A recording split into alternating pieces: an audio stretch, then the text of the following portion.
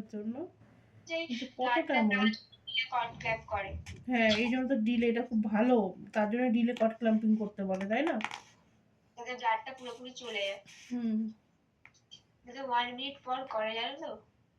হ্যাঁ, কিন্তু এটাই দিয়েছে। কিন্তু তোর হচ্ছে ইয়েটা কতটা blood? Transfer 80 to 100 ml blood from placenta to baby. আচ্ছা, ঠিক আছে। স্টপিং কর্ড পালসেশন, মানে কর্ড পালসেশনের স্টপ হওয়ার আগেই ওরা ক্ল্যাম্প করে দিচ্ছে। In active management of third stage of লিভার will reduce the volume blood return to fetus, মানে ব্লাড রিটার্নটা হয়ে যাচ্ছে ফিটাসে, কম মানে বাধা পাচ্ছে।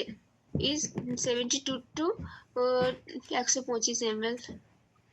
আর্লি ক্লাম্পিং হচ্ছে, কট ক্লাম্পিং কখন করছিস? 30 সেকেন্ড থেকে 2 মিনিটের মধ্যে আর্লি করছিস, তুই তখন ওটা ভুল বলেছিলি, 1 মিনিটের মধ্যে। নয় নয়, 1 মিনিট নয়।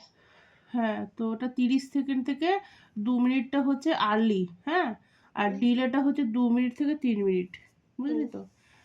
বিফোর স্টপিং কট পালসেশন